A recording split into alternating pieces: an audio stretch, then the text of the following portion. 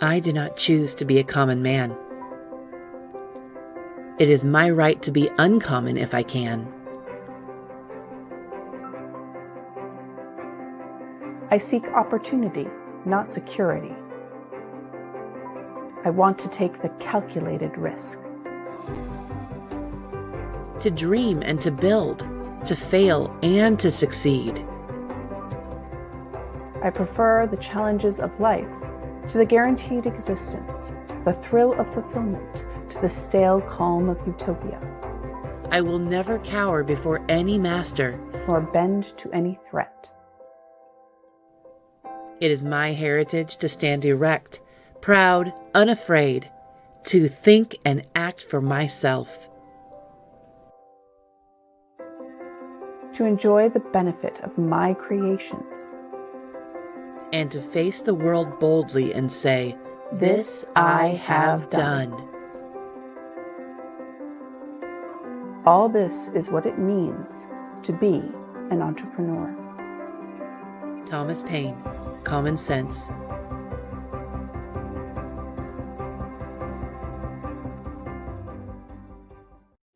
Good morning, friends and entrepreneurs on the interwebs. Good morning. I'm Rachael Blaske, and I'm Julie Ahern.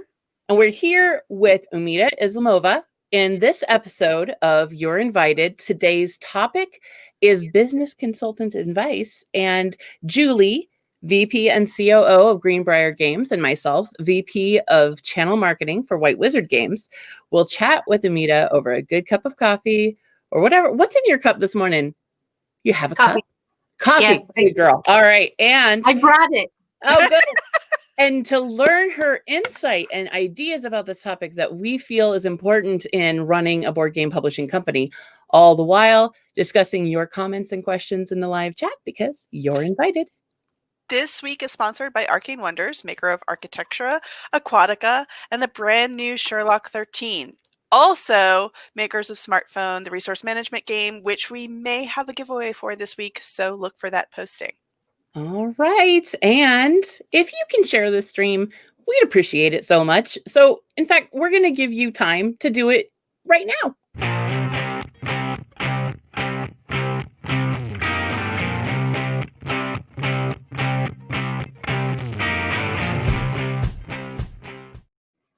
All right. I love that music. This is going to be a good season. I know it. So exciting. Right. Cool. So we've got some news, Julie. We do. Some tabletop news. First up, Fun Again Games has issued a statement saying that the employees have asked Jeff DeBurse to step down. According to the document, he will no longer control the public-facing work, including social media. Fun Again has removed the company's Twitter account's likes post to certain posts like the ones made by Colorado Representative Lauren Boebert, which stated that the election was stolen from the former President Trump. However, the catalyst for this document was the comments Jeff made last weekend, where little bit of history, Heavy Cardboard had posted saying that he was concerned about his partnership with Ion Games. Their designer, Phil Eklund, had made volatile statements about wearing COVID masks and has a history of writing such things under the guise of scientific analysis.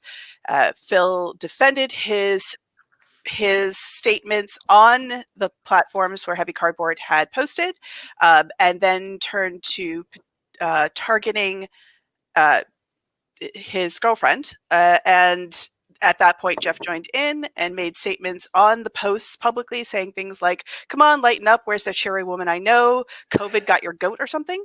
And even though those types of comments were removed, it caused public outrage. So only time will tell if the steps they took here will mitigate the damage done to Fun Again Games. Or if Jeff, who is still the owner of the company, if not the CEO, will relinquish his role, as the documents say. Mm-hmm. In addition, we have we have been keeping on this reporting about the containers and There is an article out about how the backlog, we talked about how it was affecting what was happening from the China aspect. There's now an article out about how there is basically a giant traffic jam in California. So as we said, there's a shortage in China, which has of course led to there being a backlog in many countries, and specifically for us in the United States, it's California. So the article does a really good job of addressing whether or not there are concerns about the ships getting through traffic, because now the backlog is causing ships to have to wait longer in the harbor to unload. And also the fact that it's not going away anytime soon, because as many are coming in, the same amount are going out. So there isn't an extra amount to take the empty containers out as well. So Oh gosh, am I the the link only for one? that, Yes, the go link for ahead. that is in our Description box. in description box. So if you want to read the full article, it's a pretty good read. I strongly recommend it as a publisher. I think am I the only one who is seeing this image of these containers on the screen and going, give it to me? Right? I need you, They're not. and They're I can't not. get you. They're not that light. You can't just take them. That's not how Oh, it works. mine. Oh my gosh. Okay. Well, and you can always remember that you can click the three dots in the upper right-hand corner and you can choose to be notified every time we go live. We also have the link to our YouTube account in the description box below, so you can subscribe and find our archived shows after streaming. Now, I'm so excited. I'm going to go ahead and make us nice and big and beautiful for you and get this up here. And I got to move us around because, of course, there's always something. But we have Umeda here with us. And just to kind of explain how I met Umeda is that we were in a co-working space here in Lincoln, Nebraska, where I live. And it happened that I was planning to launch Mint Cooperative, the Kickstarter campaign, in the conference room there. And Umeda asked if she could be a fly on the wall as I went through the launch. So I agreed, and I gave full disclosure that I was probably not going to be able to narrate, converse much. It takes quite a bit of coordination in the moment, doesn't it, guys? And previously, she had witnessed other Kickstarter launches that were unsuccessful, and 61 minutes later, we funded, and she quietly thanked me and for allowing her to observe, and she slipped out, and I just kept doing my thing. And then later she asked me to be a guest speaker at the university to teach on crowdfunding. So now I am returning the favor because I've attended a number of her workshops that she does for free here in Lincoln to help local businesses. And so I'm asking her to guest speak for my show. Thank you so much for joining us. So, Umeda, can you tell us, you do a couple different things in a couple different capacities. Can you tell us about all the hats you have to wear? Yeah, so I am a business consultant with the Center for Entrepreneurship, which is kind of a untraditional business coach setting that you run into, but the College of Business here at UNL, University of Nebraska Lincoln, basically this is their community effort to provide this resources, network, education, any kind of thing that our Nebraska businesses need. And so that's how I came about, and that's solely what I do. Is whether you're a student, staff, faculty, community, anyone, any Nebraska business, I am able to sit down with you, help you, support, advise, refer at absolutely no cost. So that's what I do. I've been doing that for a little over 3 years now. Before that, I was involved with multiple different types of startups. I kind of dabbed on kind of a little bit of everything: tech startup, brick and mortar retail, online retail. I'm missing some technology transfer within the university. So kind of got to experience it all, which is always quite a lot of fun, especially being a business student. And about 4 years ago, I also started a creative outlet, a hobby business. It was supposed to be a hobby. And then I don't Sounds know so familiar. This sounds it, familiar. Please continue. yeah, yeah, I know you get it. And somehow it turned into a business, and so it's a online retail shop, basically Islamic stationery. So I sell journals and paper products because I may or may not have an unhealthy obsession with paper products, and I know Rachel gets me. Planners. I love planners. So that's also what I do. That's fantastic. Awesome. So I love that you I didn't even know until I checked your LinkedIn that your official title is Director of Business Consulting. So that's really cool to have that in your arsenal that you're speaking from. And so I'm curious, how did you use your business background to establish your own startup? Which, by the way, sounds amazing. And I know, so yes, you love the planners. I love note cards. Uh-huh. I Uh-huh. like sending notes to Oh, people. So I'm also 100% excited to hear about this. yeah, that's amazing. Um, yeah, I get you. I have quite a few of those as well. So my business background, I think a lot of it had to do with the passion, right? And just flourishing that passion towards business and getting to experience business in all these different, channels and goals and business industries. And that somehow, as you become more and more involved in different businesses, you really realize there's a pattern, right? And I'm all about patterns. And it's very much similar across all industries, across all different business models. Of course, within each, there are different challenges and different ways that you do, for example, marketing and reaching out to customers and developing your product, things of that sort. But I think just having an experience in all of those kind of gave me the background and the confidence. I think a lot of it also has to do with confidence to pursue it, because I probably spent a good 12 months or so thinking, do I want to do this? Do I not want to do this? Is this how I want to do it? Is this not how I want to do it? So there was just a lot of thinking through the whole thing, and I finally, you know what? I'm just gonna do it. Like, I'm just gonna throw myself into it. Whatever happens, happens. And That's really interesting because just if you know the pitfalls that other companies have done, I mean, that means you know how to mitigate them, but it also means you know what you're going to have to go through. Did that factor into that decision? right, exactly. And honestly, with anyone who is kind of thinking about getting into business, I feel like my experience just tells you that regardless of business background, business education, no education, experience, no experience, it never feels like it's the perfect moment. It just takes like, Yeah. you know what, I'm just gonna go for it. Maybe I'm being stupid, maybe I'm being crazy, but let's see how.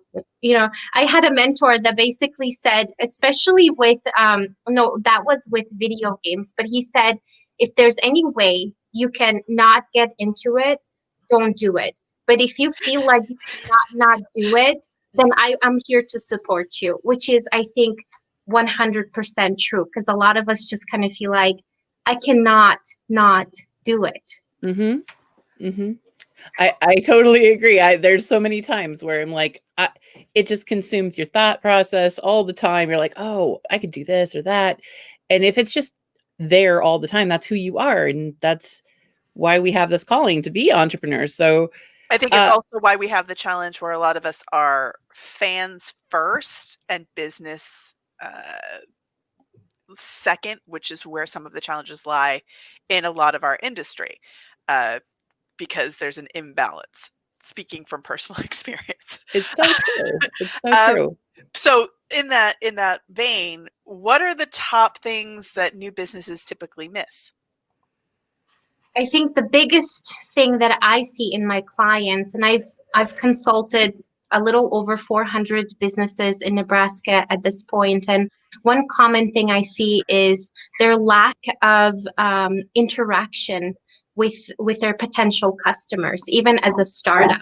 There's no customer discovery happening, and I think as creatives, especially, we fall into it because we think, I am passionate about doing this, but we don't think, does the market wants this in this way? Mm-hmm. There's a disconnect there, and there has to be a way where you can kind of meet them in the middle. I am passionate about doing it this way, but let me talk to my customers and see how they're doing, and like, what are their preferences, what are their challenges, because just like you said, we're fans first and then business owners. Well, as a fan, it's just one voice. We need to back that voice with a whole group of people that would potentially buy our product or want to experience our product the way we made it. So the second thing is financial. Two biggest problems with business owners is finances and marketing. Biggest challenges. And so with finances, with marketing, I have to say, they're like, I hate marketing. It takes too much time. All social media makes them think, but this is something I have to do, even though it's like pulling teeth, I'm going to have to do it. With finances, they just like throw it in the closet, shut it. I'm not going to think about it because I can get away with not thinking about it. And then, I've seen all kinds of situations where some clients basically start looking at, pulling all their receipts and stuff at mid-December. And I'm like, what? Oh, Do you even no. know if you made money? But they're just used to just shuffling money around. I mean, there's just a lot of unhealthy practices within the finance department, especially for small businesses. So I would say, that's financial projections, financial management is number 2 after customer discovery, and then the third one is time management.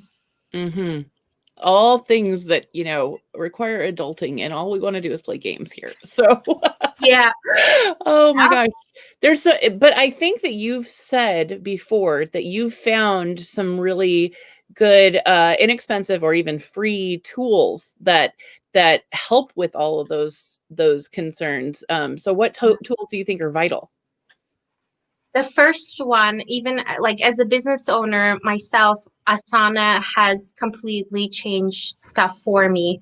And Asana, came out quite a long time ago. And I know there have been lots of other tools, like Notion is something that I was reading about. So there's different, and Trello, I know you use Trello.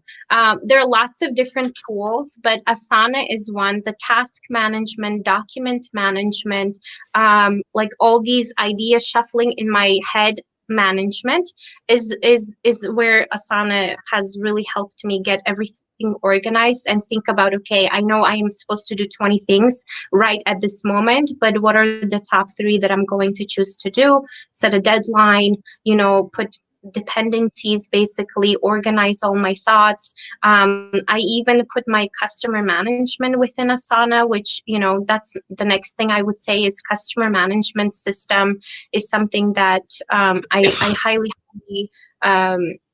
recommend for my clients. Like HubSpot is something, just because in the beginning, when you're talking to 20 customers, it's one thing, but when you're talking to 150, 200 potential customers, potential wholesalers, potential distributors, all that stuff needs to be organized, because something is going to fall off the crack and you're not even going to find out until 7-8 months later. And it's an opportunity that you could have really maximized. Right. Right. And you're so right. I use a lot of those same things. And I remember, this is something that we hadn't really planned to talk about, but you had said that at one of the things that I attended of yours is always try to, if somebody has to pinch hit for you, if it's all in your brain, you're kind of, they can't do anything to help you, or if you get overwhelmed or sidetracked, or somebody comes down with COVID or something like that. So how are you using Asana to track your processes like that? Yeah. Systems and processes is so important, and Asana has been the best way for me to manage it. So basically, I have everything put into a process, from simple things like when somebody shares one of my products on Instagram stories, then this is how you do it. Make sure you put the title of the product on there. Link, this is the link to use to refer them to the right link for people to purchase.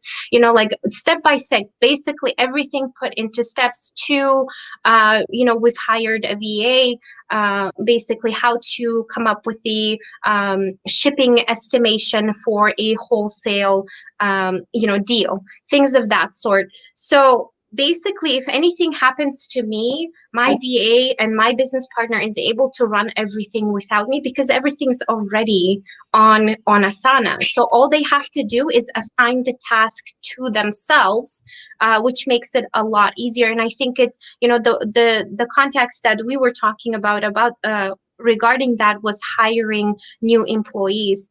It takes so much time. We've hired before, right? I mean, all of us have an experience, whether it's intern or some major, portion of our business. And we've also been hired before. And the training part takes a lot of time. And maybe the trainer talks about 100 things. Maybe we're left with 10 of them in our heads. So Asana has been great for that too, because once I hire someone, I just say, go visit this folder. I have basically dumped everything you need to know about this position.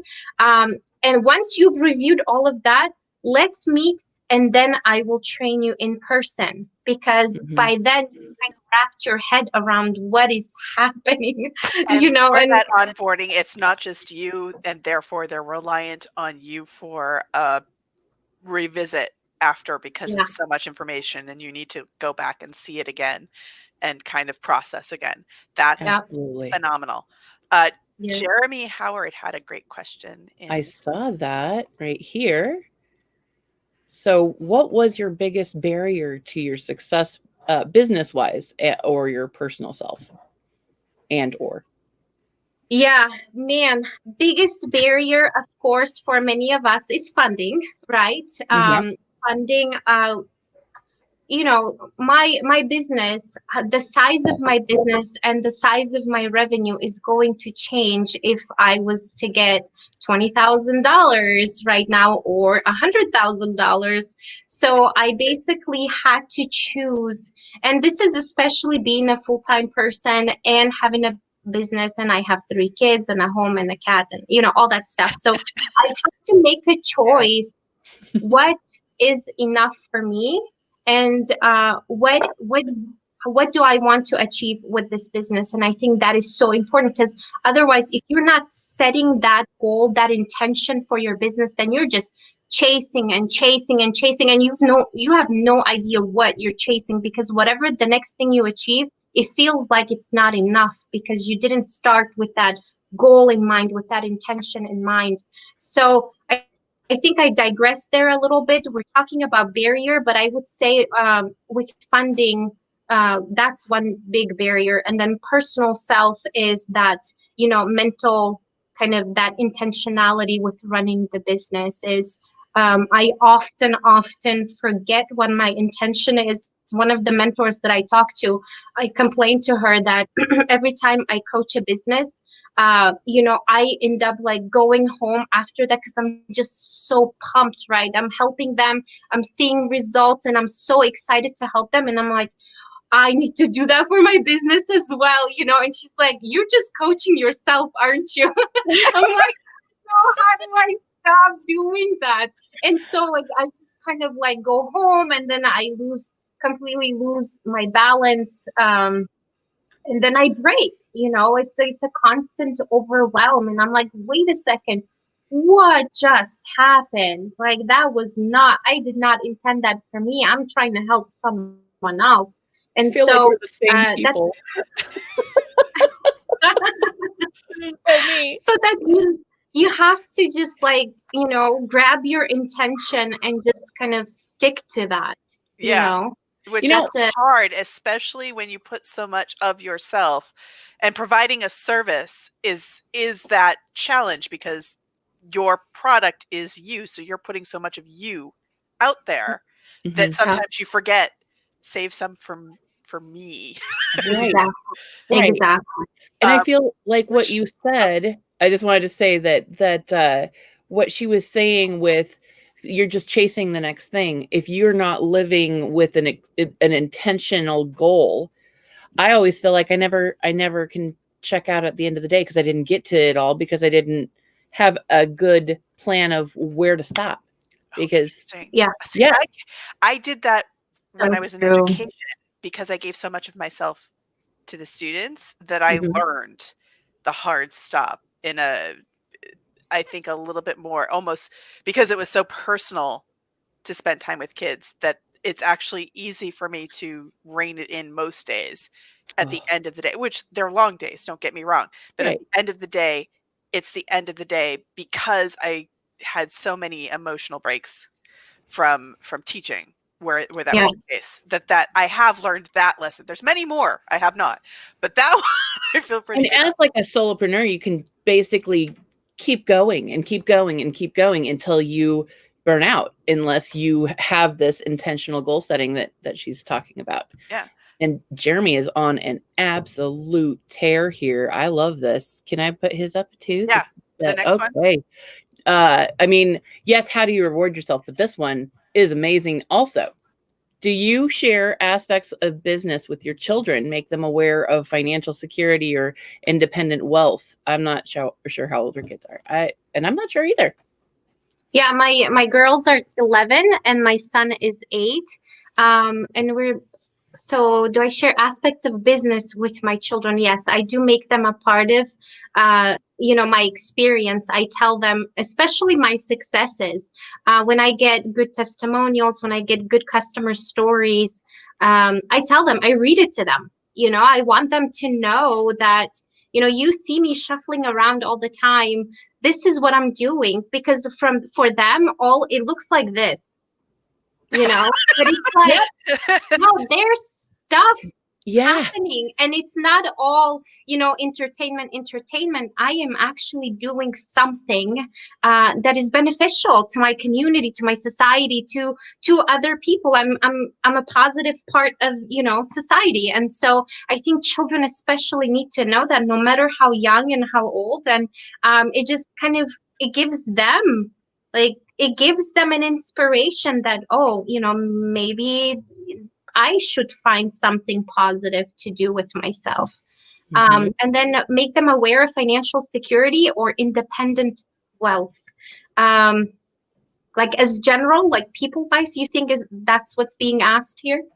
Yeah, I would say so because I a think lot so. of us Yeah. kind of we have a lot of crossover because a lot of us work from home and stuff. So Yeah. I think, yeah, I mean, we talk about that all the time, especially when they get money. My mom spoils them. Like, Mom, don't give them money. And she's like, just go away. This is between me and my grandchildren. And I'm like, those are my children. Yeah, but and we talk about that. And the other day, they're they're studying the Quran, as Muslims. And so I told them, they went through a ginormous chapter, and I told them, $25 gift card for you once you finish that chapter. And then she's like, well, I want Ohuhu markers. I'm like, and they're $35. I'm like, well, you have extra money for grandma. And they're like, I'm saving that one. I don't want to spend my own money. Do you mind pitching in another 10? I'm like, Mhm. negotiation skills. You need that, especially Negotiation, cost analysis, benefits. That's actually some pretty advanced thinking, as opposed to just the impulsive, I want it, I'm going to buy it, I'll spend all my money. That's Right? actually pretty good. I like it. I Yeah. like it. I mean, it's all shopping, which I love, but Right. also showing some restraint. That was pretty, and yeah. trying to get you to pitch in a little more. Very impressed. And Very Vince impressed. down here, he has a very interesting one that I don't know. I have never had to deal with. So here he's saying, how do you cover healthcare costs when first starting up? And I mean, that's not even necessarily for employees. That's like for yourself. For yourself, yeah. I'll be honest, I haven't had to deal with it. That's kind of a family decision that we've made with my husband.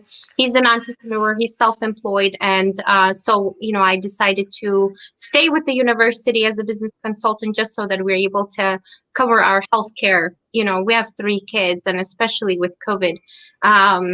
But that's always a thing you have to think about. It's part of running a business. And especially when you start hiring that, 7th, 8th employee, you really have to start thinking about the healthcare costs. And I've definitely worked for a software company where as an employee, I had to pay, $600-700 per month just for my healthcare. And it was a choice I made. Yes, this is a lot of money, but I absolutely love working for this startup, and I absolutely love working for this boss.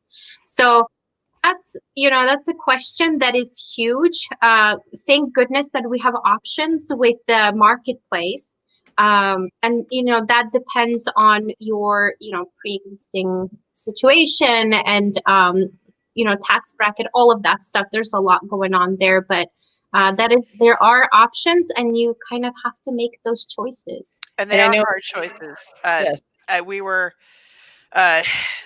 because I'm on the Gamma board, one of the things that Gamma started a couple years ago was trying to have an increased bargaining power by being able to do healthcare through Gamma. And the more people that buy into it, the better bargaining power, because it's now several publishers all pulled together. And it hasn't so far taken off very well, but so the conversation was, do we let it go or do we keep it going? And currently the concept is to keep it going, because the longer it goes, the smoother the process will be. And the analogy was like, when you have some balancing kind of things and acrobatics where there's like a stone on a rope and they're trying to get it where it's spinning smoothly, but when it first starts, it's pretty clunky and very dangerous to get it going. But then once it goes, the movement of the weight of it carries itself so that it's going. Yes, your And that, centrifugal force. right. So that analogy of once you start, it becomes easier. And I feel like so much of being an Small entrepreneur business, yes. is exactly that analogy, where it's so clunky and so hard at first, but then once that process becomes smoother, then the weight carries itself through. So I'm hoping, and specifically for healthcare, that Gamma sticks with it and that people buy into it so that it actually does have a better bargaining power and is an easier process, because I think right now it's also a very clunky process because it hasn't been streamlined through right. the organization. And I'm jealous of all of our audience that are watching that are, European and Canadian, and they're like, what insurance? Okay, whatever. Yeah. Whatever. So true. Awesome. So your top tip, we've been doing all these past seasons where Julie and I kind of sum things up with the big takeaway, and now it's you. What's your top tip? Yeah, I would say talk to your customers. That ranges from new product development and, especially with tabletop, the first thing you need to do is sit down on that table and play with others, right? It starts from that to even as you become more and more established. And I think a lot of us just gain that confidence, like, oh, I know what the market wants. But the thing is, market is changing all the time. People's needs are changing all the time. People's preferences are changing all the time. There's so many factors that are just, evolving us to want and need other things, to have different perspectives. And I think especially right now, during this whole pandemic, it's been so important. I think people really need to go back to the basics of talking to the customer, being open and real, and just, being just providing value and just caring about their customers and what their customers are going through. And because of that, many people have pivoted, of course, and some people have had to change their marketing channels, and all of a sudden found out that their customer base has changed just because of the people's behaviors changing during the pandemic. So regardless of what stage you are in your business, always go back and be open with your customers and give them the opportunity to reach out to you, ask you questions, and just be friends with them. And I think no better person, I don't know, like, I haven't heard about your experiences, Julie, personal, but I ask Rachel about this stuff all the time, and every time she tells me about her conference, she does at her conferences, I'm like, oh, that is so amazing, because I can tell she values her customers. She hustles for them. Yep. And it's amazing. So I think you're a perfect example. Oh, thank you. Well, I wanted you, and since we're talking about transparency, this is like a thing that I would love to drive home. Like, what do you think even the consequences of not being transparent with your customer base and not listening to them would be? Yeah, they fill in the gaps for you. Mm-hmm. And that's not good either. And that could be anywhere from how you're doing as a business to what you're launching, what you're experiencing, the team members. I mean, there's just so many things. And especially, I think the biggest thing is if you're not talking to them, they forget you. Out of sight, out of mind. That's just the reality of business right now. Is there's 50,000 brands trying to get in front of our eyes right now. And if you're not able to, reach out to your customers, then they just forget you because they're way too busy chasing what's in front of them. That's right. Gosh, I told you I was so excited to have her. Oh my goodness. All Thank right. you. Very cool. So yeah. Let's talk about what's going on with you, Miss Rachael. Awesome. Week. Are we going to talk about where to find her? We're doing that in a little bit because I don't want you guys to forget that. So let me switch over here and see where the screen randomly puts us. Hang on a second here. Okay. Let's see. Now I'm going to put Julie back up there. Okay, there we go. All right. Cool. What's going on with me? I am I know you guys know that I work at White Wizard and I do a lot of the retailer and distributor and foreign partner stuff. So this week, I see you there, Umeda. This is what I've been doing. I have been just poring over contracts, looking to try and understand what is there, what it needs to be there, what could be clarified, what could be cut, what could be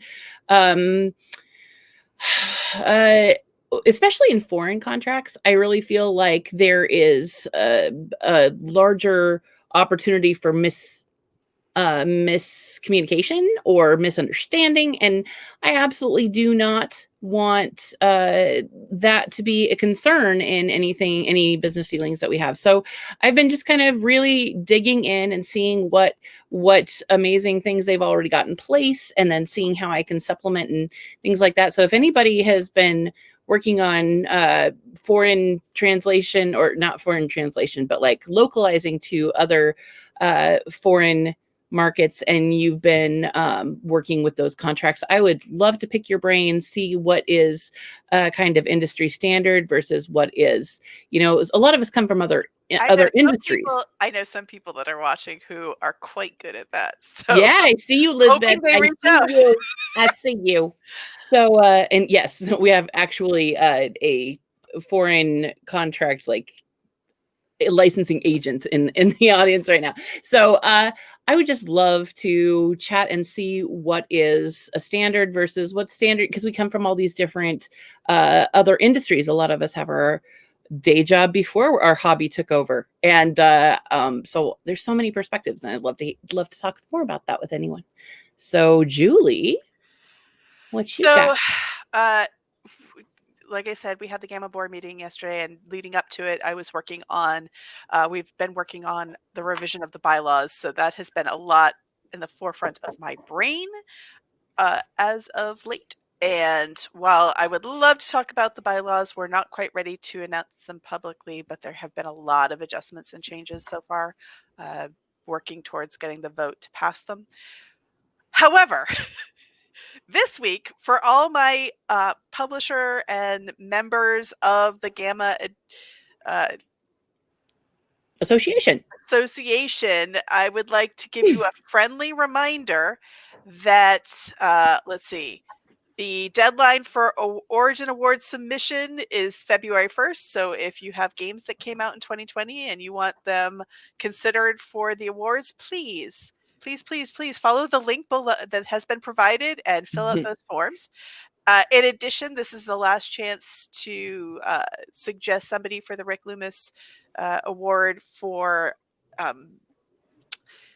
service to the industry, right? Yeah, service to the industry is an excellent way to put it. And then finally, on Wednesday, February 3rd, Gamma will be hosting its next series of monthly staff coffees. During that meeting, they will spotlight the work the committees are doing to support the tabletop games industry.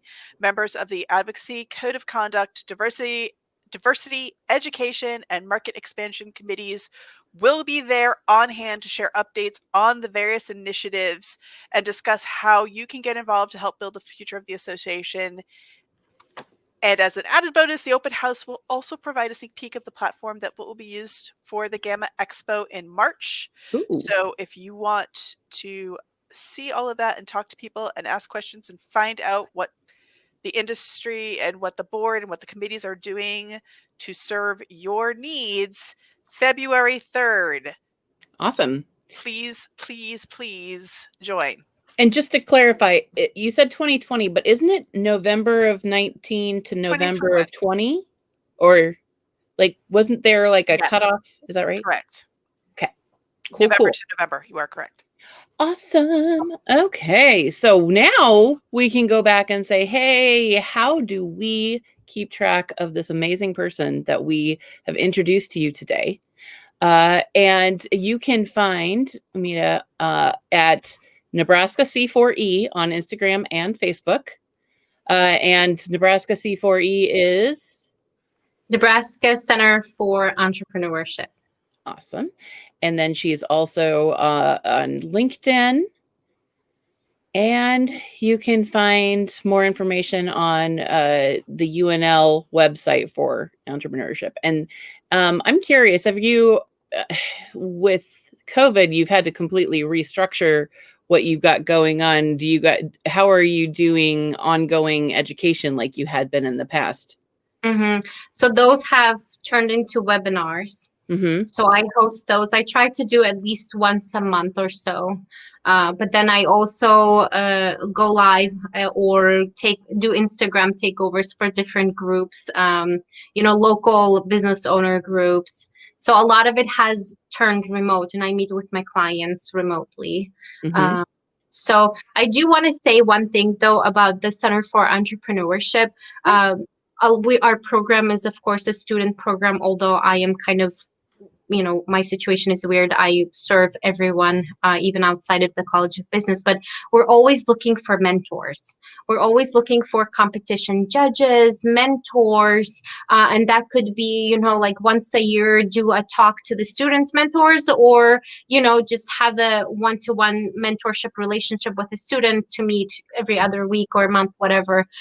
So if that is something that you're interested in, please reach out to me and I'll make sure to connect you with the right people. Oh, sounds wonderful. That's always fun. All right, next week. So, next week we have Kaylin Smith, who is a comic book artist and writer and publisher. So very similar to what we do in a different medium. And she's going to be talking about her challenges of being a one-woman powerhouse, very small business, especially during this time of COVID where you can't go to conventions. Very relatable. Can't wait to see wearing all the hats. Wearing all the hats. So thank you so much for hanging out with us today. This awesome session was sponsored this week by XYZ Game Labs. So once you're done here, head over to their website, see the cool things that they are doing. You can follow us on Facebook, Instagram, YouTube, and Pinterest, and links are all in the description box below. Enjoy your Friday, everyone. And remember that next week, you're invited.